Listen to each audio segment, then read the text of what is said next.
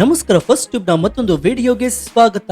ಸ್ನೇಹಿತರೆ, ನಮ್ಮ ಭಾರತದಲ್ಲಿ ರೈಲ್ವೆ ಇಲಾಖೆ ಮತ್ತು ಸೇನಾ ಇಲಾಖೆಯ ನಂತರ ಅತಿ ಹೆಚ್ಚು ಭೂಮಿ ಯಾರ ಬಳಿ ಇದೆ ಅಂತ ನಿಮಗೆ ಗೊತ್ತಾ? ಆ ಹೆಸರು ಕೇಳಿದ್ರೆ ನೀವು ಅಕ್ಷರಶಃ ಬೆಚ್ಚಿ ಬೀಳ್ತೀರಾ. ಹೌದು, ಅದುವೇ ವಕ್ಫ್ ಬೋರ್ಡ್. ಇಡೀ ದೇಶಾದ್ಯಂತ ಲಕ್ಷಾಂತರ ಎಕರೆ ಭೂಮಿಯನ್ನ ಕೇವಲ ಒಂದು ಧಾರ್ಮಿಕ ಮಂಡಳಿಯ ಹೆಸರಿನಲ್ಲಿ ಕಬಳಿಸಿಕೊಂಡಿರುವಂತಹ ಕರಾಳ ಇತಿಹಾಸ ಇದು. ಕೇವಲ ಒಂದು ಬೋರ್ಡ್ ಅನ್ನ ಇಟ್ಟು ಇದು ನಮ್ ಜಾಗ ಅಂತ ಹೇಳಿದ್ರೆ ಸಾಕು, ಅದು ಅವರದ್ದೇ ಆಗ್ಬಿಡ್ತಾ ಇತ್ತು. ಆದ್ರೆ ಈಗ ಕಾಲ ಬದಲಾಗಿದೆ. ದೆಹಲಿಯಲ್ಲಿ ಕೂತಿರುವಂತಹ ನರೇಂದ್ರ ಮೋದಿ ಅವರು, ಉತ್ತರ ಪ್ರದೇಶದಲ್ಲಿರುವಂತಹ ಯೋಗಿ ಆದಿತ್ಯನಾಥ್ ಅವರ ಸರ್ಕಾರ ಈ ವಕ್ಫ್ ಬೋರ್ಡ್ ನ ಅಹಂಕಾರವನ್ನ ಮಣ್ಣುಪಾಳು ಮಾಡಲು ಭಾರಿ ದೊಡ್ಡ ಮಾಸ್ಟರ್ ಪ್ಲಾನ್ ಅನ್ನ ರೂಪಿಸಿವೆ. ಅಷ್ಟಕ್ಕೂ 1995ರಲ್ಲಿ ಕಾಂಗ್ರೆಸ್ ಸರ್ಕಾರ ತಂದಿದ್ದ ಆ ಕರಾಳ ಕಾನೂನು ಎಂಥದ್ದು? ಯೋಗಿ ಆದಿತ್ಯನಾಥ್ ಅವರ ಉತ್ತರ ಪ್ರದೇಶದಲ್ಲಿ ವಕ್ಫ್ ಬೋರ್ಡ್ ನ ಬೇನಾಮಿ ಆಸ್ತಿಗಳ ಮೇಲೆ ಬುಲ್ಡೋಸರ್ ಹತ್ತಿಸ್ತಾ ಇರುವುದರ ಹಿಂದಿನ ಅಸಲಿ ಕಾರಣವಾದ್ರೂ ಏನು? ರೈತರ ಜಮೀನುಗಳು ಮತ್ತು ಪುರಾತನ ದೇವಾಲಯಗಳನ್ನು ಕಬಳಿಸ್ತಾ ಇದ್ದ ಈ ಜಾಗಕ್ಕೆ ಕೇಂದ್ರ ಸರ್ಕಾರ ಈಗ ಕೊಟ್ಟಿರುವಂತಹ ಆ ಭಾರಿ ದೊಡ್ಡ ಚೆಕ್ಮೇಟ್ ಏನು? ಬನ್ನಿ ಇವತ್ತಿನ ಈ ಡೀಟೇಲ್ ರಿಪೋರ್ಟ್ ನಲ್ಲಿ ಭಾರತದ ಆಂತರಿಕ ಭದ್ರತೆ ಮತ್ತು ಭೂ ಹಗರಣಕ್ಕೆ ಸಂಬಂಧಿಸಿದ ಸ್ಫೋಟಕ ಮಾಹಿತಿಯ ಪ್ರತಿಯೊಂದು ಗುಟ್ಟನ್ನ ಎಳೆಯಾಗಿ ಬಿಚ್ಚಿಡೋಣ. ಈ ಮಾಹಿತಿನ ಪ್ರತಿಯೊಬ್ಬ ಭಾರತೀಯನು ತಿಳಿದುಕೊಳ್ಳಲೇಬೇಕು. ಹೀಗಾಗಿ ವಿಡಿಯೋವನ್ನ ಎಲ್ಲೂ ಸ್ಕಿಪ್ ಮಾಡದೆ ಕೊನೆವರೆಗೂ ನೋಡಿ. ಸೊ ವಿಡಿಯೋವನ್ನ ಶುರು ಮಾಡೋಣ. ಆದ್ರೆ ಅದಕ್ಕೂ ಮುನ್ನ, ಪ್ರಧಾನಿ ನರೇಂದ್ರ ಮೋದಿ ಅವರ ಸರ್ಕಾರ ವಕ್ಫ್ ಬೋರ್ಡ್ ಕಾಯ್ದೆಯನ್ನ ತಿದ್ದುಪಡಿ ಮಾಡಿ ಹಿಂದೂಗಳ ಆಸ್ತಿಯನ್ನ ಮತ್ತೆ ವಾಪಸ್ ಮರಳಿ ಪಡಿಬೇಕು ಅಂತ ನಿಮ್ಗನ್ಸಿದ್ರೆ ಎಸ್ ಅಂತ ಕಮೆಂಟ್ ಮಾಡಿ ಹಾಗೂ ವಿಡಿಯೋಗೆ ಲೈಕ್ ಕೊಡಿ.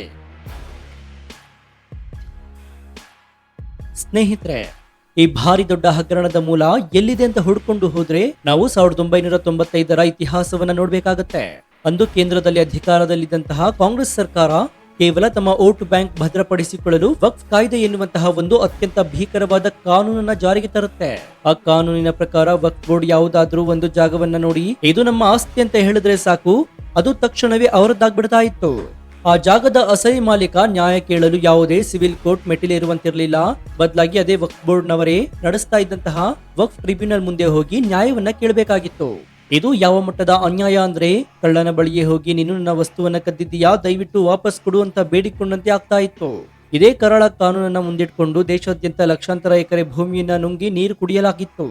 ನೀವು ನಂಬ್ತಿರೋ ಬಿಡ್ತಿರೋ ಗೊತ್ತಿಲ್ಲ, ಇದು ಅಕ್ಷರಶಃ ಸತ್ಯ. ಇಂದು ಭಾರತದಲ್ಲಿ ರಕ್ಷಣಾ ಇಲಾಖೆ ಮತ್ತು ಭಾರತೀಯ ರೈಲ್ವೆ ಇಲಾಖೆ ಬಿಟ್ಟರೆ ಅತಿ ಹೆಚ್ಚು ಜಮೀನು ಇರುವುದು ಈ ವಕ್ಫ್ ಬೋರ್ಡ್ ನ ಬಳಿ ಮಾತ್ರ. ಸರಿಸುಮಾರು 8 ಲಕ್ಷ ಎಕರೆಗೂ ಹೆಚ್ಚು ಭೂಮಿಯನ್ನ ಇವರು ತಮ್ಮ ವಶದಲ್ಲಿ ಇಟ್ಕೊಂಡಿದ್ದಾರೆ. ಇಷ್ಟೊಂದು ಭೂಮಿ ಇವರಿಗೆ ಎಲ್ಲಿಂದ ಬಂತು? ಯಾರಾದ್ರೂ ದಾನ ಕೊಟ್ಟಿದ್ದಾರಾ? ಖಂಡಿತ ಇಲ್ಲ. ಅಮಾಯಕ ರೈತರ ಜಮೀನುಗಳು, ಐತಿಹಾಸಿಕ ಸ್ಮಾರಕಗಳು ಮತ್ತು ಪುರಾತನ ಹಿಂದೂ ದೇವಾಲಯಗಳ ಜಾಗವನ್ನ ಇವರು ವ್ಯವಸ್ಥಿತವಾಗಿ ಕಬಳಿಸಿದ್ದಾರೆ. ತಮಿಳುನಾಡಿನ ಒಂದು ಇಡೀ ಗ್ರಾಮವನ್ನೇ, ಅದರಲ್ಲಿಯೂ ಸಾವಿರಾರು ವರ್ಷದ ಇತಿಹಾಸವಿರುವಂತಹ ಹಳೆಯ ದೇವಸ್ಥಾನವನ್ನೇ ಇದು ನಮ್ಮ ಆಸ್ತಿ ಅಂತ ವಕ್ಫ್ ಬೋರ್ಡ್ ಹೇಳ್ಕೊಂಡ ಘಟನೆ ಇಡೀ ದೇಶವನ್ನ ಬೆರಗುಗೊಳಿಸಿತ್ತು.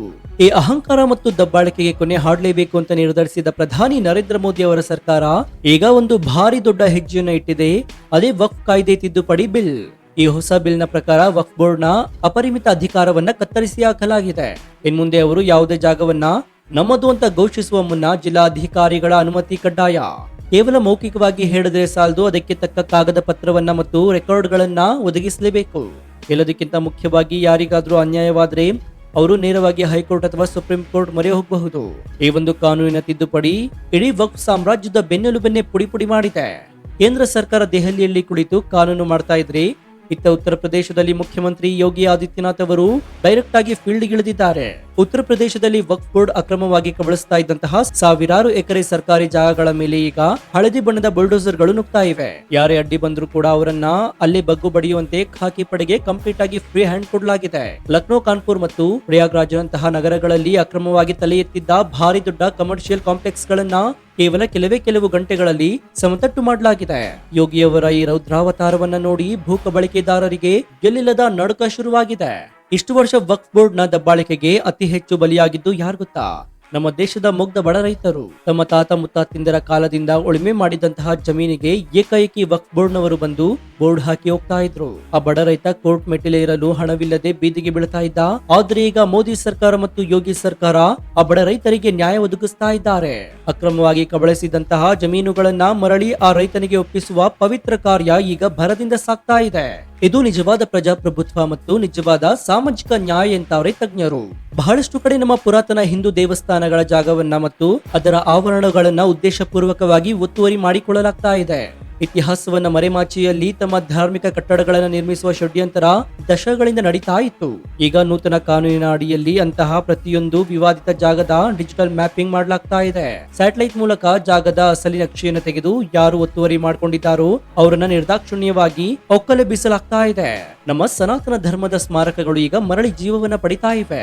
ಈ ಎಲ್ಲ ಬೆಳವಣಿಗೆಗಳನ್ನ ನೋಡಿ ವಿರೋಧ ಪಕ್ಷದ ನಾಯಕರಿಗೆ ಮತ್ತು ವಿಶೇಷವಾಗಿ ಎಐಎಂಐಎಂ ನಾಯಕ ಅಸಾದುದ್ದೀನ್ ಓವೈಸಿ ಅವರಿಗೆ ಎಲ್ಲಿಲ್ಲದ ಉರಿ ಶುರುವಾಗಿದೆ. ಮೋದಿ ಸರ್ಕಾರ ಉದ್ದೇಶಪೂರ್ವಕವಾಗಿ ಅಲ್ಪಸಂಖ್ಯಾತರ ಹಕ್ಕುಗಳನ್ನು ಕಸಿದುಕೊಳ್ತಾ ಇದೆ, ಸಂವಿಧಾನಿಕ ವಿರೋಧಿ ಕೆಲಸ ಮಾಡ್ತಾ ಇದೆ ಅಂತ ಪಾರ್ಲಿಮೆಂಟ್ ನಲ್ಲಿ ಮತ್ತು ಮಾಧ್ಯಮಗಳ ಮುಂದೆ ಬೊಬ್ಬೆ ಹೊಡಿತಾ ಇದ್ದಾರೆ. ಆದ್ರೆ ಪ್ರಜ್ಞಾವಂತ ಭಾರತೀಯರು ಇವರನ್ನ ನೇರವಾಗಿ ಪ್ರಶ್ನೆ ಮಾಡ್ತಾ ಇದ್ದಾರೆ. ಅಕ್ರಮ ಜಾಗಗಳನ್ನ ಬಿಟ್ಟುಕೊಡಿ ಅಂದ್ರೆ ಅದರಲ್ಲಿ ಅನ್ಯಾಯ ಎಲ್ಲಿದೆ? ನಿಮ್ಮ ಸ್ವಂತ ದುಡ್ಡಿನಲ್ಲಿ ಜಾಗ ಖರೀದಿಸಿ ಇಟ್ಕೊಳ್ಳಿ, ಆದ್ರೆ ಬೇರೆಯವರ ಆಸ್ತಿಯನ್ನ ಕಬಳಿಸುವುದು ಯಾವ ಧರ್ಮ ಅಂತ ಓವೈಸಿಯನ್ನ ಮೌನವಾಗಿಸಿದ್ದಾರೆ. ಮೋದಿ ಸರ್ಕಾರ ತಂದಿರುವಂತಹ ಈ ಹೊಸ ಕಾನೂನಿನಲ್ಲಿ ಒಂದು ಭಾರಿ ದೊಡ್ಡ ಕ್ರಾಂತಿಕಾರಿ ಬದಲಾವಣೆ ಕೂಡ ಇದೆ. ಅದೇ ಮಹಿಳಾ ಪ್ರಾತಿನಿಧ್ಯ.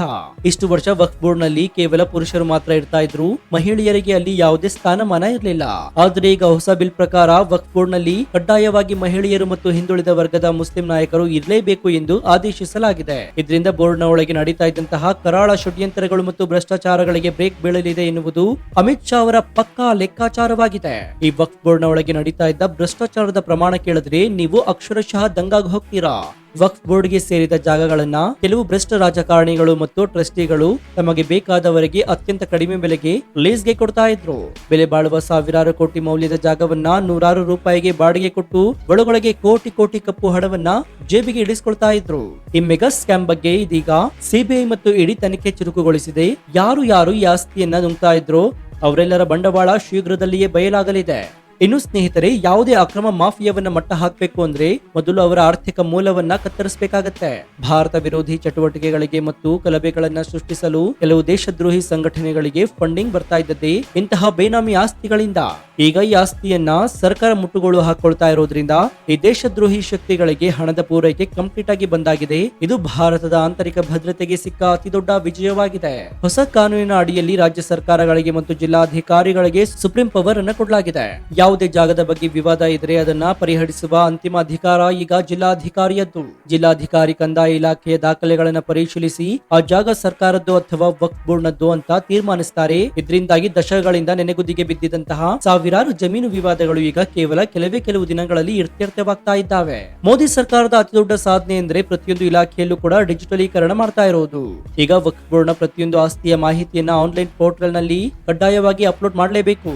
ಜಾಗದ ಅಳತೆ ಎಷ್ಟಿದೆ, ಅದರ GPS ಲೊಕೇಶನ್ ಏನು ಎನ್ನುವ ಸಂಪೂರ್ಣ ಮಾಹಿತಿ ಪಬ್ಲಿಕ್ ಡೊಮೇನ್ ನಲ್ಲಿ ಇರಲೇಬೇಕು.